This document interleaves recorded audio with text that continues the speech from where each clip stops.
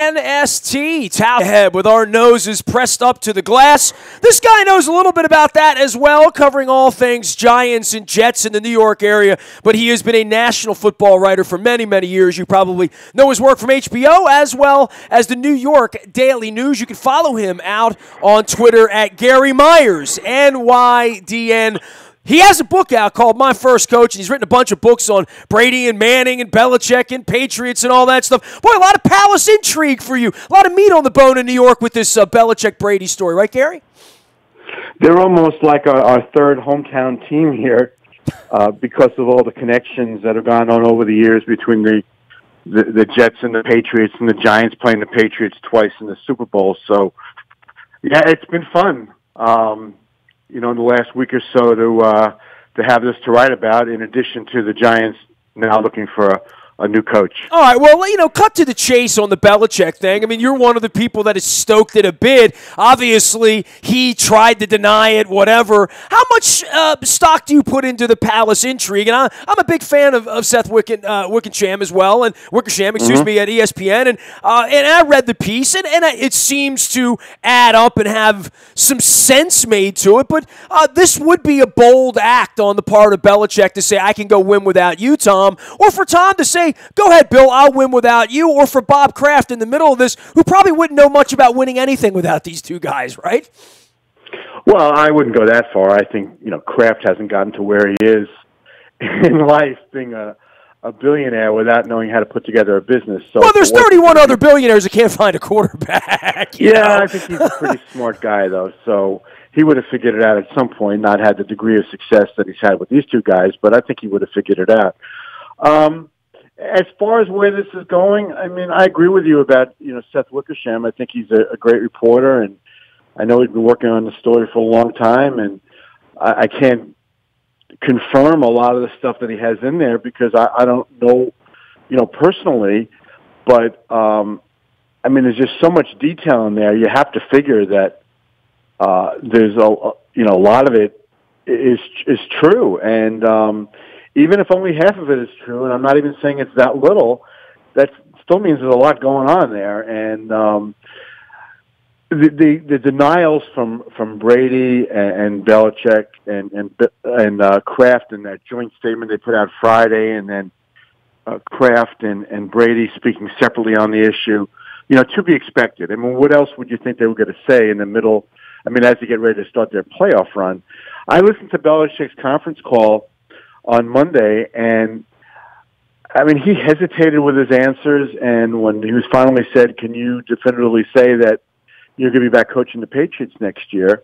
There was a long pause, and he said without a lot of conviction, he said absolutely. But, what does all that mean, really? Is he going to say, I don't know, I have to think about it? He's not going to say that now, and I think he will be there, and I think they'll have, another year or two left in this, as long as Brady stays healthy. But if you would ask me, Nestor, would I be shocked when the Patriots are done with this season, whether it's this weekend against the Titans or the AFC Championship game or the Super Bowl? Would I be shocked if after the Patriots play their last game of the season, if Belichick is gone from New England? I've seen too much in all the years I've covered the NFL. Nothing would surprise me. We've seen John Gruden get dealt and then 15 years later sign for $100 million and come back. We've seen Dick Vermeil come back. I mean, it's another weird. Him coaching the Jets would be weird, Gary. Yeah, that I don't think. I'm pretty confident that if he comes back to New York, it'll be with the Giants. Well, it is funny that everybody hates him, but he really only hates the Jets, right? He doesn't have a lot of enemies, but that would be part of the Palace intrigue. Really, Gary Myers joining us here, by the way, from the New York Daily News. His book is My First Coach, Inspiring Stories of NFL Quarterbacks and Their Dads. Really cool book that came out there in the summer. We always promote that for him when he comes on. But at the heart of all this really is Garoppolo, right? Like, had they not had that guy in that way and not dealt him last year and then sort of dealing him without any fire, and certainly in a year where if Tom Brady got the flu this weekend, you would wish you had Garoppolo there to try to win a Super Bowl.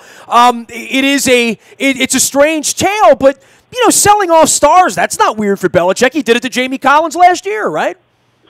Yeah, but there's always more. There's a deeper meaning, a reason when he gets rid of guys like young guys like Collins and Chandler Jones. There's more to it, whether it's financial or just issues that he might have had with guys. He's always been one to believe you get rid of somebody a year too early than a year too late. I was surprised when he traded Jacoby Brissett because I figured that Garoppolo wouldn't be there past this year and that he was grooming Brissett to be, if nothing else, just a capable backup for as long, as Brady was around, and whether he would be the heir apparent, was to be determined. Once he got rid of him, I was shocked, and it still doesn't make any sense to me why they traded Garoppolo. I don't get it. At the very least, you figure if they held on to him and lost him as an unrestricted free agent, they would have got a third-round compensatory pick in 2019. Instead, they get a second-round pick from the 49ers in 2018, so it's like a round and a half better and a year earlier. I would say that would be worth the insurance of keeping Garoppolo around. Well, especially when you're the team that can win. You know what I mean? Like if Garoppolo had to play against the Steelers next week, you'd have a chance to win. I don't even know who their backup is at this time. It's Brian Hoyer. It's Brian Hoyer, correct. Yeah, his buddy he brought back, right? Yeah. Listen, once they got rid of Brissett and Garoppolo, Hoyer made a lot of sense because he's familiar with Tom, and it's important to get along with Tom, and he's familiar with the system. So it was a seamless transition to be the backup, but not if he has to play in any meaningful situations. It was such an un-Belichick-like move. And what's really the part that's really intriguing to me is that story, the ESPN story, totally painted the picture that Kraft mandated to Belichick that he trade Garoppolo. And then in Kraft's interview with Peter King the next day, I think it was last Saturday, that he came out and vehemently denied that and made it seem, or didn't make it seem, said that Belichick called him and said, I have a deal on the table to send Garoppolo to the Niners for number 2. And Kraft said, well, let me talk to Jonathan, his son, and I'll get back to you. And he called him back and okayed it.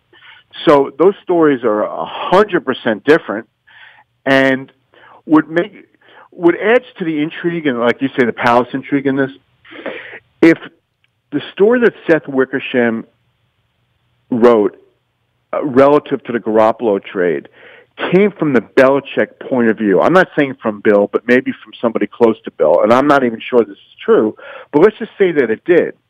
And then Kraft comes out and says, no, it was Bill's idea, he told me. And those stories are in direct conflict with each other. And if the initial story was Belichick generated, then Kraft is coming out and saying, that's not saying, I'm not going to say he's calling him a liar, but he's definitely giving a different take on it, which would point to the fact that there is a rift there. Well, we're going to find out soon enough, right? I mean, everybody here's got enough leverage to do sort of kind of whatever they want, but this isn't unusual that a quarterback of Brady's ilk would be running the place or want to run the place or want to have a special set of rules, which apparently, Ray Lewis had special rules around here. You covered Lawrence Taylor. Hell, Lawrence didn't have any rules, right? Literally, right? Right. Literally. Nestor, I can tell you that, from doing the research I did on my Brady versus Manning book a few years ago, Tom is so protective of his job that he doesn't even want to give up first-team snaps in practice. Forget about games.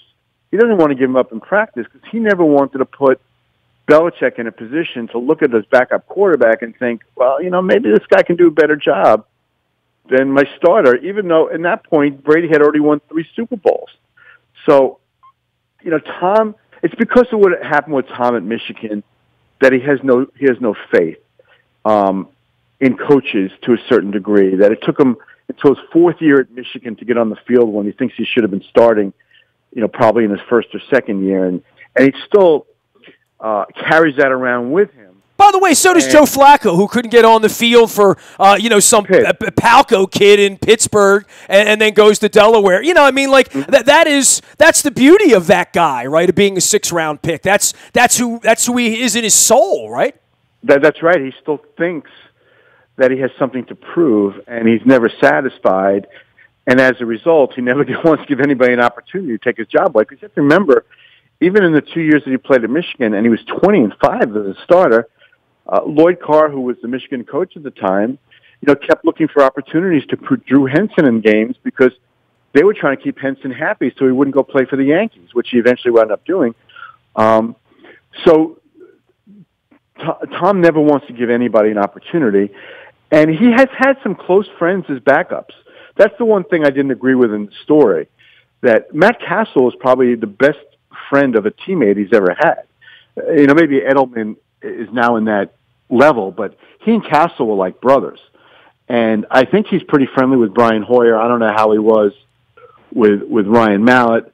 And you have to remember, Jimmy Garoppolo is from a different generation. Tom's 15 years older than him. You can't expect him to pal around with him when, Tom's got a wife and a family now. It's different than when he was 25 years old. But I never saw any outward displays of tension between the two of them, or that Tom didn't want to help him or anything like that. But well, part of the story is he went to San Francisco and played really, really well. It looks like he's going to be a guy who can win 10 games for them next year. Right. I think Tom recognized that Garoppolo was the best backup that he ever had, and it was the highest Belichick had ever drafted a quarterback in New England, and that they had plans for him. And I can say with a fair degree of certainty, when they drafted Garoppolo, they thought by the time he came to the end of his fourth year, which is when they'd have to make a decision on his contract, that he'd be the starting quarterback, or at least be ready to take over in his fifth year, because Brady is now defying the odds. He's 40 years old, and he's going to be the MVP of the league. Yeah, well, he had a 37-year-old quarterback when he drafted him, right? I mean, this sounds very, very legitimate, like a succession plan, similar to maybe what Kansas City's doing on a shorter time leash, or even back in the days of Steve Young and Joe Montana, right? Well, I was going to say, I think that one is more relevant because Joe got hurt late in the game, in the NFC Championship game against the Giants in 1990, and then the following summer, I believe he started having elbow problems, and he didn't play again until the second half of the final game of the 1992 season. He sat out almost 2 years, most of it injury-related, but he was ready to come back earlier. But at that point, the 49ers had completely changed over to a Steve Young team, and that one ended poorly. These tend to end poorly if you look at the history, with Namath and Unitas. Well, Montana won some games in Kansas City, and obviously Peyton did really well in Denver, but there are only a few of those, Montana got to an AFC Championship game, and the situation with the Colts and Manning, you couldn't blame the Colts. If it was different, if it wasn't the salary cap era, they would have drafted Andrew Luck and waited to see whether Peyton was going to be able to recover from those 4 neck surgeries. But they couldn't fit them both under the cap. And Bill Polian, if he had stayed there, wanted to keep Manning and draft Luck. Jimmy Irsay said that would have been impossible to do with the cap. But I think that was an amiable parting because Peyton understood. And going to Denver, I think, actually turned out to be a great thing for the ending of his career because the Colts had really deteriorated, and he went to Denver, and they quickly built up the team around him. Elway did, and in 4 years he went to 2 Super Bowls and won one of them. So, that one ended well. But usually these guys don't want to quit, and they have to be told to quit, and if they don't want to quit, they get traded or they get cut. And then there's Brett Favre. Right. Brett Favre, he actually played well for the Jets. Until he hurt his arm late in the season and didn't tell anybody, or that he didn't come out. They still finished 9-7, and then he winds up going to Minnesota and plays great that first year in Minnesota. They got to the championship game, and then he didn't play well the second year, and he got hurt. But there's all different kinds of endings to these guys' careers. Most of it is not pretty. He is Gary Myers. Gary Myers, NYDN, is the way to follow him out on Twitter, as well as at the New York Daily News. He is their football columnist, a longtime HBOer, and the book is My First Coach, Inspiring Stories of NFL Quarterbacks and Their Dads. Gary, good chance for you to plug the book right now about quarterbacks and dads and all that, and obviously a lot of these names we've been throwing around here, but the big name really, not just for Belichick and for the Giants and for the franchise that you've become most closely associated with, with covering, but where is the Eli Manning thing? Would someone want to come in there and say, I think he has another championship in him in the next 3 or 4 years? I mean, because that's pretty much what you're thinking, and that's pretty much what they asked the last guy to do, who really, by the way, in recent memory, I can't think of anybody going back to like a Bud Carson or a Richie Pettibon that seemed so ill-equipped for that gig, right? I mean, you're comparing it to McAdoo? Is that Yes. I mean, just that that's kind of hard to do, to get thrown out that quickly and to be tuned out that quickly. Well, I mean, you have to remember, Bud Carson did make it to a championship game in Cleveland, and McAdoo was 11-5 his first year. Things just completely got out of control with the Giants this past season. I don't think the Giants look at Manning as saying, okay, he can win us another championship in the next 3 or 4 years. I think what they're looking at him right now is he can be our transition quarterback until whoever they pick second in the draft, whether it's Darnold or Rosen, depending on what the Browns do. I think they would look at him in the Kurt Warner role that Warner served in 2004 with the Giants after they drafted Eli. That he'll play as long as he's playing well and the team is doing well, but as soon as things start to go south, and if the rookie is ready, then you make the switch. I think that's the role they look at Eli. I don't think they look at him anymore as he's going to win a Super Bowl, because the team really needs to be built up. I mean, they were 3-13 on merit. They had a lot of injuries, but everybody has injuries. They were just horrific this year, and it's a pretty. Nobody wants to say they're rebuilding anymore. They want to just say they're reloading or retooling or whatever, but they have a lot of holes to fill. Things turn around quickly in this league, so I'm not saying it won't happen in 2018, but I don't think they look at Eli anymore as someone who's going to win them a championship, because the team is not ready to win. Well, I mean, when you stink all the way. It's the only way to get a good quarterback, right? I mean, literally, that's part of the deal. We don't say that out loud as much. And here's an interesting thought for you, Gary. And I guess this will be the eternal debate, and has been a debate for 40 years. You draft a quarterback with the second pick in the draft. You bring in a hotshot kid with bleach blonde hair from California. He's going to come in and be the next guy and sit at the end of the bench behind Eli. There's that whole: do you want him to start right away? Aikman, Manning, whatever, or do you want him to be groomed for a year or two or sit around? I don't know that there's ever a right answer in that. I don't know that it goes one way or another, but certainly looking at Carson Wentz, looking at where the Rams were this year with Goff, getting these kids on the field is part of figuring out whether you've got Joey Harrington or you've got Peyton Manning, quite frankly, right? Well, if you remember, in Philadelphia last year, they absolutely intended to start Sam Bradford, but then when Teddy Bridgewater got hurt in Minnesota and they were offered a first-round pick for him, they knew they couldn't turn that down, so that expedited things with Wentz starting from the first game of his rookie year, but they did not intend for that to happen. And Jared Goff as well, he didn't start. I don't remember what game he began as a starter, but it was probably, after the halfway point in the season. There are a lot of different ways of doing this. Peyton is the first one I can really remember. Elway actually started his first game of his rookie year, and then he wound up getting benched at halftime in the first 2 games. You probably remember the second game. It was in Baltimore. I do. Elway sucks. I still have the hat. Yeah. And I was at his first game in Pittsburgh, where he just looked like he'd never played football before against that Steelers defense. And I think Dan Reeves, immediately realized maybe this wasn't such a good idea. But I think the first one that really they just threw him in there and said, we're just going to live with it, was Peyton Manning in '98. And he was 3-13, and he threw either like 26 or 28 interceptions. But it paid off immediately, because the next year they were 13-3. And so there's all different ways of doing it. Clearly, a guy does not have to sit on the bench for a year or two anymore. I'm not sure that throwing them in right away with a bad team is beneficial. Look what happened to David Carr in Houston. I think they ruined his career. Well, you could say that about Couch, Carr, a whole bunch of those guys just got eaten up by how bad everything was around him. Bradford, right, to some degree, in the early part of his career in St. Louis as well. Right, and so I think you can put a guy in. I think that Aaron Rodgers could have started as a rookie.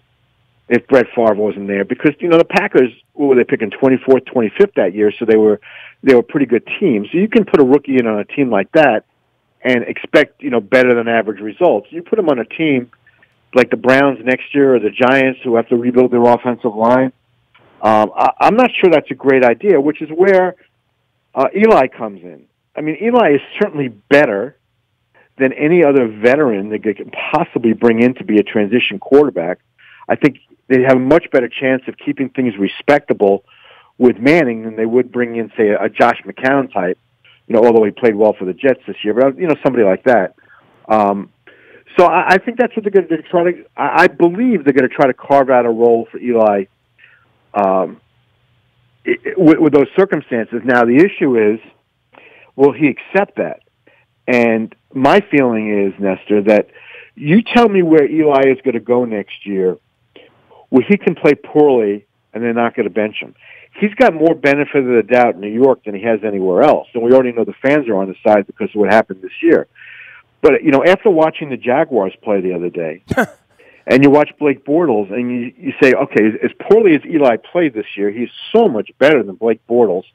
And, Tom Coughlin is there, that I think if the Jaguars had Eli, like, right now, they would have I wouldn't say they would get to the Super Bowl, but they'd have a much better chance to beat the Steelers this weekend. Well, there's 5 teams like that. Denver would have been the same thing, right? I mean, maybe Arizona. A couple of places where if the quarterback play would have been better, the defense would be good enough to make you a 10-win team, especially in the AFC, right? I mean, he would make the Bills a lot better. For me, any of these veteran guys, as long as they can walk and still throw, they get smarter. They put offenses into better positions. Then it's really about guys getting open and linemen blocking for them and having some semblance of a running game and a scheme that can work. I think the way Eli has been bounced around the last couple of years here, last 2-3 years playing behind a bad offensive line, that I saw him doing things this year that I really had never seen before. That and he was always willing to trade a hit for a big play. This year I saw him going down without getting hit, anticipating he was going to get, hit pretty hard and knowing there wasn't a play to be made. Well, anticipating he wants to play next year, too, right? Like, literally. I mean, why give it up in a year when you're getting why have your shoulders separated to make a play when you're 3-10? I mean, the only thing is, I actually do remember a play in the season opener in Dallas this season that he went down as he was about to be sacked, and he went down without getting hit. And I was thinking, is he gun-shy now because of what's happened? Well, keep in mind, his brother did that hundreds of times at the end, right? His brother took the turtle to preserve himself in Denver many, many times, right? Yeah, I think that's right. I'm not being critical of him. I just was saying I think that all the hits really took an effect on him mentally, and he wasn't willing to hang in there like he had in the past. And I think Eli can do well if he gets in a good situation with a team like Jacksonville, which seems to be ready-made to win big if they had a better quarterback. I'm not sure where Denver's at. I mean, they lost 8 games in a row this year. I mean, you figure, despite the quarterback, that you'd win a couple of those. I mean, they even lost to the Giants when the Giants were winless. Arizona, they've taken a step back the last couple of years. Now they're changing coaches. Is a new coach going to want to bring in a guy who was 37 years old, right after the turn of, or the first week in January? It's going to be very interesting to see what happens with Eli. And we're not really going to know the next step until, all the pieces in place. They have the general manager, Dave Gettleman, and John Mara, the owner. They both come out and said they'd like to have Eli back. They got to get the final piece in there with the coach, and then figure things out. He is Gary Myers. He's writing all things football. We'll see him in Minnesota. The book is My First Coach, inspiring stories of NFL quarterbacks and their dads. Gary, we're going to play some football this week here, not here. The Ravens have their own issues not making the playoffs 3 years in a row and 4th and 12 and sitting around and watching the Titans play football this week as well as the Jaguars. But these games, I mean, I guess on the NFC side, it is fascinating, Philadelphia being an underdog, Atlanta being alive. I think it's really fascinating Sunday morning. morning the Vikings can wake up and never have to leave home and win a Super Bowl, which is a fascinating thing if Atlanta were to win on Saturday. But even on the AFC side, this whole notion of New England and Pittsburgh once again feels a little Ali Frazier to me at this point. Even for a guy like me who doesn't like either one of them, it's sort of must-see TV, and I would rather watch that than the Jaguars or the Titans running around 2 weeks from now. Yeah, I just hope that if it is the Patriots and the Steelers, I hope the Steelers get to the game healthy with their three guys. Ben and Bell and Brown. Brown hasn't played in a few weeks. Supposedly he's playing this weekend. I think Pittsburgh has a chance to go into New England and beat them. But if you remember last year, Bell got hurt early in the game, and they just never really got it going. And that was a disappointing game. I don't think they were very competitive in that game. Well, it's hard for them to win if they don't get the running game going. Exactly. It sets everything up. Yeah. I would say it's going to be, very difficult for Tennessee to win in New England on Saturday night. I think despite the fact that Jacksonville went in and dominated Pittsburgh in Pittsburgh this season, I think they picked off Roethlisberger 5 times, if I remember correctly. I think it's going to be tough for them to go into that environment and win this game, especially after watching. I hadn't really seen Blake Bortles play this year a full game, and I was really blown away by how bad he played. He was just missing such easy throws that I guess, now as the quality of competition gets better with each round that you play, I just don't think he's good enough to win this kind of game. Philadelphia, obviously, it's really a shame. It's really a shame that Carson Wentz got hurt, because I thought the Eagles, but at the time he got hurt, I thought the Eagles were the best team in the league. Their defense has played well all season, and he was having an MVP season. I would have voted for him. Well, when you vote for him is if they lose this weekend, you'll see how valuable he was, right? Literally, well, I right? think we already know. We saw him struggle against the Raiders, and Nick Foles is just, he had a magical season in 2013, 27 touchdowns and 2 interceptions playing for Chip Kelly. But if you remember, Nestor, they still lost at home to the Saints in the wild card round with Nick Foles, and again, it's just too bad that you lose a player like Wentz that late in the season.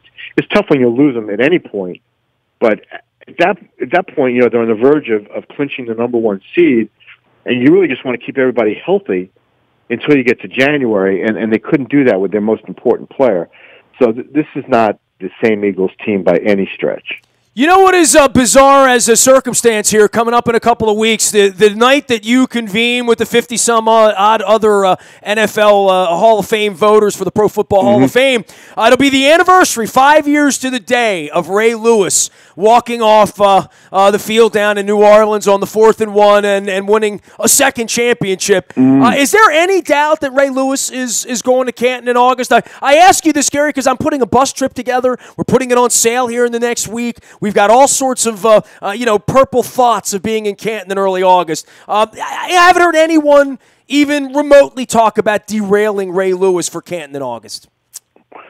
No, I'll say this. I'd be very surprised if he didn't get in on February 3rd. But because, I've learned that anything could happen, you're probably better off on your bus trip, making it refundable tickets just in case. But I don't think there's anything that's going to hold him back from getting in the first year of eligibility. After that, all bets are off. I think there's 4 other open slots that literally could go to, of the other 14 modern era candidates, you can say, I can make a case this year for, 8 or 9 guys be deserving of those 4 other slots. You know what's wild? My wife slowed down NFL Network over the weekend to see the scroll at the bottom, of all the 15 names. And she's like, Ty Law, she's a Patriot fan, she's watching. And at the end, she's like, so who do you think gets in? I'm like, Well, they all kind of look like Hall of Famers to me. You're not going to get me to argue against Randy Moss or Terrell Owens. Now, if I'm in the room with you guys, and one day I might be, I guess personality would get in the way of what kind of guy Terrell Owens was and whether he was a winner or not. But there are no bad names on that list, and this is the point where I beat you and everybody else up about the Art Modells and the other people who are deserving who don't get in. But, it is a very, very difficult job, and I'm sure we'll be talking about it 2 or 3 weeks from now in Minnesota for all those names because there really are so many worthy guys. Yeah, when you get to the final 15, you're a Hall of Famer. I mean, it's very hard to get to the final 15. And eventually most of those guys do get in. There's only 5 that get in every year. And it's a very difficult process to work your way through because the competition is extraordinary. And I'm with you on Art Modell. Now, I've only been on the committee for like 7 or 8 years, and I always liked Art. I think he would have been in, obviously, if it wasn't for the move to Baltimore, which people say was completely unnecessary. He should have sold the team. But he couldn't get that new stadium in Cleveland like they decided on before they even had a new owner there. And he tried. Gary, he came to Baltimore and built a franchise. 25 years later, we're now finally seeing the honeymoon ending with empty seats and pissed off fans and the knee and losing and all that. But, I look at what he did for Baltimore, not to Cleveland. You know what I mean? Like, he rebirthed in my... look at it that way because you're in Baltimore and people in Cleveland, still, won't forgive him. And I think there's a lot more there that prompted the move that people would have understood why he did it that never really came out. I knew Art really well, and his heart was in Cleveland. I mean, why would he want to leave Cleveland after being there so long, unless he felt, financially he just couldn't cut it. Now, you can say that he made a lot of mistakes that led to his financial situation, and he's looking for Baltimore to bail him out, and obviously didn't solve all his problems because he had to wind up selling, half the team to Steve Bisciotti and then, 49% or whatever it was, and then give him the option to buy the rest of it.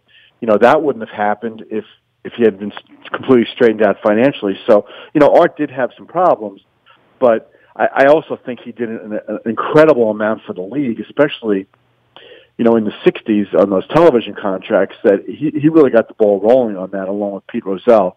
And he did a lot of great things for the NFL, and I think he should have been rewarded with a Hall of Fame spot, before he passed away. And I'm hopeful that one day that he will get in now that contributor category, but I'm not on that committee. They present us with 1 or 2 names every year. We have not voted on Art in that special category yet. Well, I'll be the guy pushing that forward as long as I'm breathing, I guess, Gary. Hey, man, good luck with the book, My First Coach, Inspiring Stories of NFL Quarterbacks and Their Dads. I hope to see you in Minnesota, and maybe we can have a longer debate about Hall of Fame and all that stuff, especially if it's a boring game that involves the Patriots or the Steelers in another Super Bowl, right? There'll be nothing to talk about there. Hey, Gary, always a pleasure, man. Thanks for making time for us. Nestor, thanks a lot for having me on. I always appreciate it. You got it. Gary Myers, NYDN, is the way to find him out on Twitter and, of course, at the New York Daily News. Author of several books, Manning, Brady, quarterbacks, all that good stuff. And you know his work from HBO. You can find me on the buyatoyota.com audio vault. Anything you missed, you find out there. You can listen live online as well. It's all brought to you by our friends at buyatoyota.com. Morning newspaper ships to your email inbox at 7 a.m. each and every morning, bright and early, along with your morning coffee. It's $10 a month, no commitment at Planet Fitness. They sponsor our morning newspaper and deliver our morning newspaper for free to you. One sign up there. Don't forget any breaking news when the Orioles finally decide to deal Manny Machado. That's a joke, by the way. You'll get it first on the WNST text service. It's all brought to you by Coons Ford of Security Boulevard. Of course, Ravens coaching maneuverings. There'll be plenty of off-season stuff happening around here. You want to be on our text service. Nasty at WNST.net finds me. I'm on Facebook, Twitter, LinkedIn, Snapchat, Instagram, streaming live on our Facebook as well as our YouTube WNSTV channel. Speaking of books and Gary Myers, my book, Purple Rain 2, celebrating its 5th anniversary. I am releasing a chapter a day every day for free leading up to February 3rd and the anniversary of said championship and parade here 5 years ago now. 5 years, crazy. So if you're following along on social media, you will see me unburying some old pictures and geezing a little bit about parades of years past and talking about John Harbaugh and Joe Flacco and Steve Bisciotti and Ozzie Newsome. We're still a part of the thing around here, so you can learn a little bit and read Purple Rain 2 out at WNST.net. I am Nestor. We are WNST.net AM 1570 and WNST Towson, Baltimore, and we never stop talking Baltimore sports